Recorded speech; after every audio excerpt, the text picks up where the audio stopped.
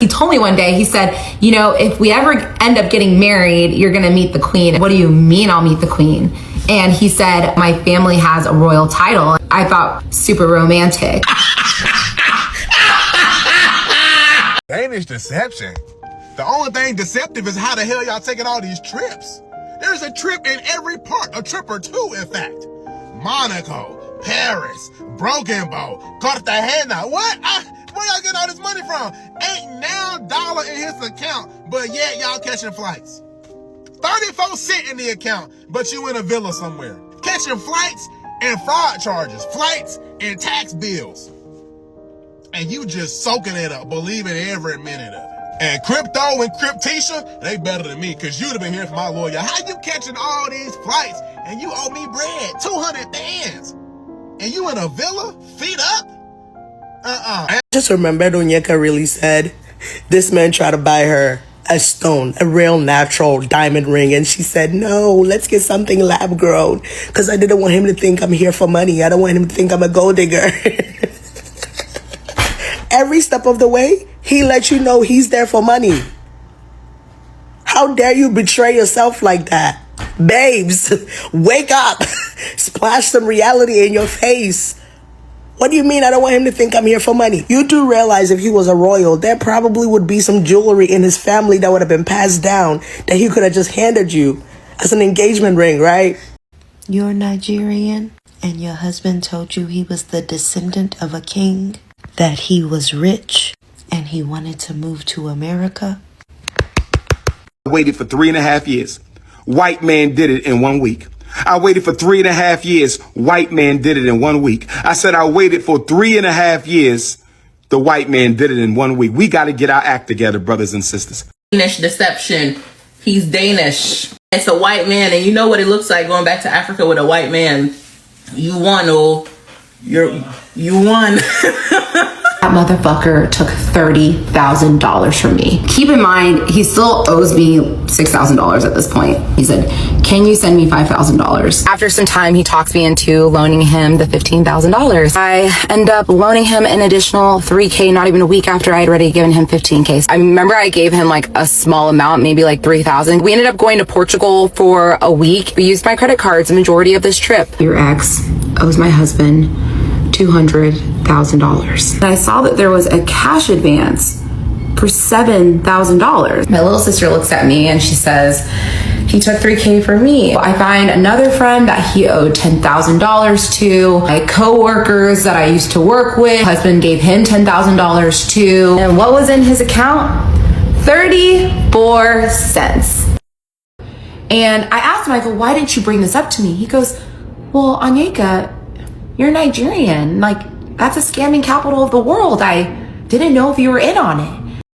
Okay, so girl, like, the whole time that this man, let's just say let's forgive you for like being naive about like, okay, everything up until the part where you find out he's taking 200,000 from your friends, and then he tells you explicitly that he thought that he could just borrow some more money and then pay that off. Right? But then what happens to all the money he borrowed? That means he has to borrow more money to pay that off. Like, that's a Ponzi scheme. Like, he is telling you blatantly that he's scamming people, and you're just like, tee. Denmark is disappointed in you. Nigeria is disappointed in you. I feel like you need to take more accountability, because this shit is wild. Like, you just have to take accountability here. You let this happen. You could have Googled this man. Google is free. Like, you work in tech, baby girl. You work in tech. Let's be real. This story never should have been called The Danish Deception. It should have been titled The Desperate American, because that's exactly what unfolded. This was a woman so desperate for marriage, she full speed sprinted past every red flag, hundreds of them, like she refused to see what was right in front of her. She handed over her entire life savings, drained her family's money too, and still begged this man to stay after he robbed her and tried to flee the country. She even offered to drive him to his passport.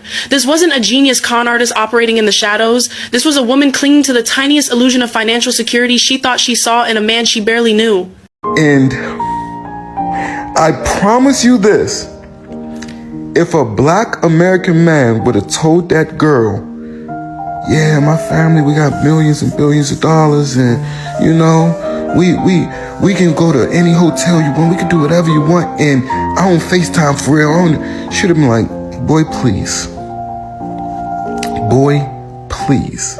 Hello guys, and welcome to the Joy Report, where we get an outsider's view with an insider's clarity. Black Americans are losing it over Pickmesha's Danish deception story, and honestly, they have every right. Onyeka ignored every single red flag because the guy was palm-colored. Trips every few weeks, lavish vacations, fancy dinners, all while claiming financial struggles, and she didn't blink. She didn't even realize he had been asking her father for money until after they broke up. If this had been a black man, this wouldn't have flown for a second. Somehow, being palm-colored gave him instant trust and credibility, enough to manipulate everyone around him. People online are calling it wild, hilarious, and tragic all at once, and they are not wrong. Before we proceed, all credit goes to the creators of these videos. You'll find all their acts in my description box. Also guys, support me by watching this video till the end, and I would really appreciate it. But for now, let me play you a few more clips, and I'll be back with more commentary. She met this dude randomly and she fell in love with him, and he said he's a Danish prince or royalty.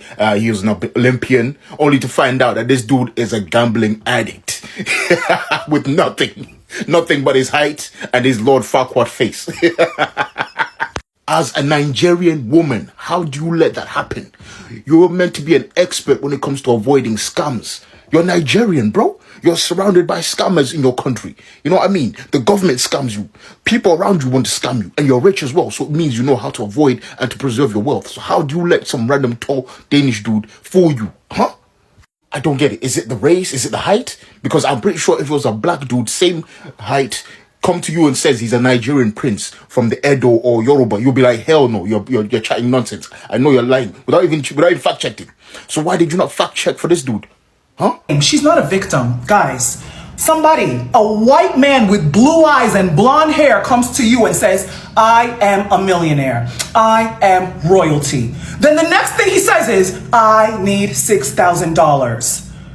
Are we victim blaming or are we common sense pointing outing? Which one is it? Like, I feel like the internet loves to do all these like internet-y things. Like, oh, you don't understand. If somebody comes to me and says, I am rich, go buy a Chanel bag, then 2 days later comes back and says, I need $6,000. I know this is a scheme set up by Todd. Hello? And I look up and I see this very attractive man.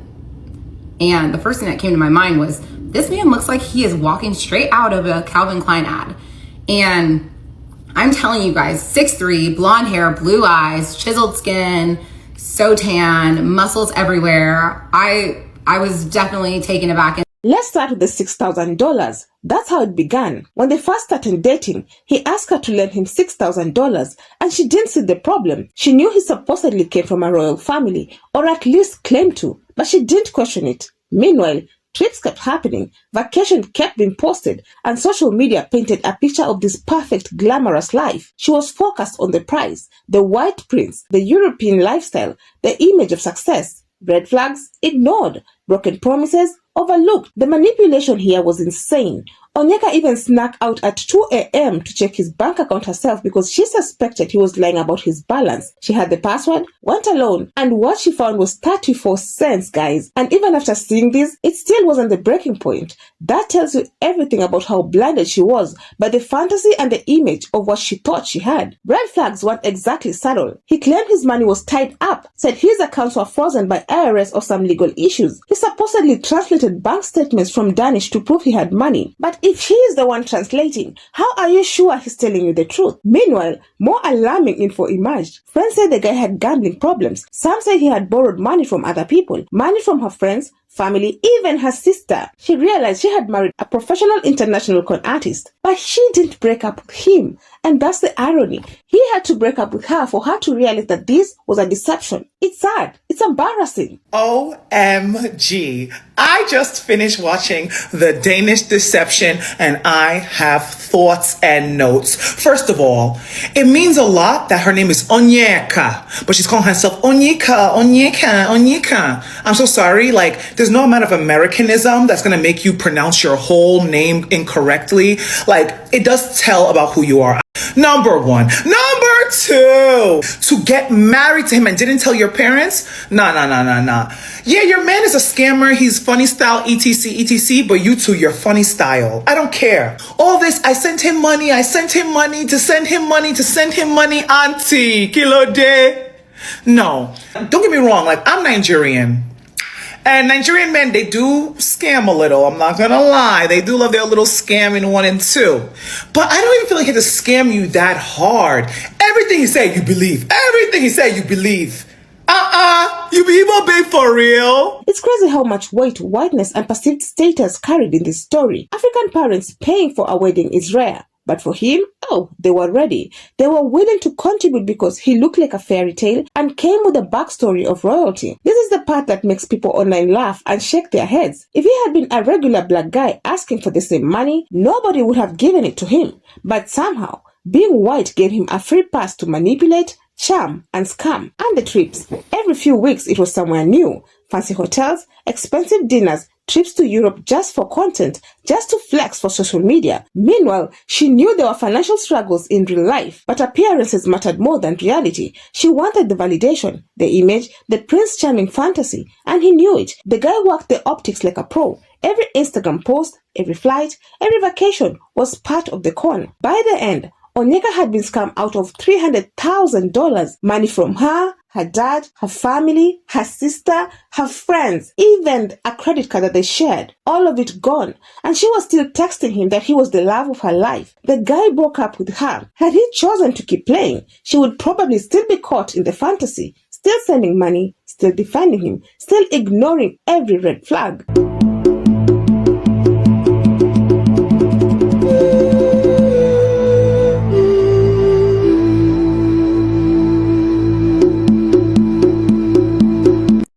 Isn't about a scam. It's about social dynamics, obsession with whiteness, and the fantasy of mixed babies. There's a long, messy history where whiteness carries status, desirability, and perceived success in many African and Black diaspora communities. Light skin, mixed race children, European partners, all of it can warp perception. In her case, it blinded her completely. She was prioritizing appearance, perceived status, and fantasy over logic, verification, and common sense. Social media amplified it. The perfect couple narrative made people believe in them, and it reinforced her own belief that this was real love. Meanwhile, the con artist kept taking, borrowing, and scheming. Every red flag that would have scared anyone else off, she ignored. Her family's involvement also added a layer of embarrassment and complexity. He asked her father for money directly. Onyeka didn't even know this was happening until after the breakup. The fact that her parents entertained it shows how deep the illusion ran. Nobody questioned why a so-called royal European prince would need their money in the first place. That should have been the first red flag. Instead, they were willing to play along because of perceived status, race, and fantasy. The whole situation shows how easily people can be manipulated when appearance matter more than reality. Trips, Instagram posts, bank statements, accents, sham. All these tools were used to create the illusion of legitimacy, and she bought it. Hook, line, and sinker. She was fully invested, emotionally and socially, and nothing, not missing money, not broken promises, not embarrassment, was enough to make her leave until he finally chose to break up. Another thing that's driving me crazy about Onyeka is her proximity to whiteness is out of control. It was driving me nuts. She keeps doing this thing with her chin, elongating it. And first of all, I'm realizing it's a hard listen because she sounds like she's a newscast person. Yeah, you guys have been asking me how I'm doing. And I don't want to say it's because she enunciate. It's just like, do you ever relax? Like, there's no code switch because I think she thinks she's a white woman. And I'm not saying that Black people cannot speak properly. We can. But hers just feels not real. It feels performative. It feels tiring. Like, I would hate to live my life like that. Anyways, she does this thing, and I've seen it twice in her videos. It drives me nuts. She does this thing.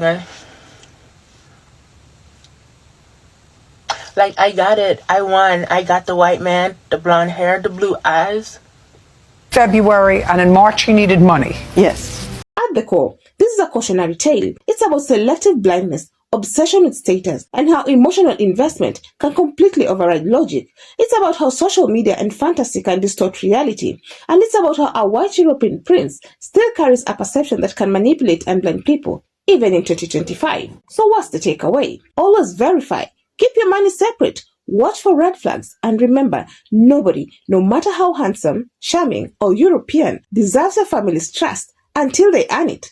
Her story is hilarious, wild, and tragic all at once, but it's also a lesson, because when fantasy meets selective blindness, reality doesn't stand a chance. Let no one, regardless of race, get special treatment just because of their looks, accent, or exoticism. Scams don't discriminate, they exploit trust. Girl, you gave that white man money.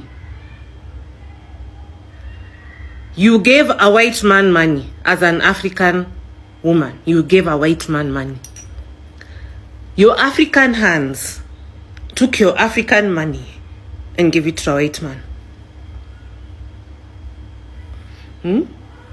A white man procured your African money willingly. Wow. So what do you all think? If a black man had done the same thing, do you think it would have gone this far? And do you think this story is all about the con artist, or do social dynamics and obsession with whiteness play the bigger role? Let me know your thoughts down in the comment section. I would love to keep this discussion going. Otherwise, that's it from me. I also have another video specifically tailored for you. And if you enjoy such kind of content, please click up here and enjoy. Also consider subscribing, liking and sharing, because it helps me grow my channel and helps YouTube recommend this video to a wider audience. Lastly, kindly consider joining my channel and I would really appreciate it. But for now, thank you so much for watching. And until the next time, the Joy Report out.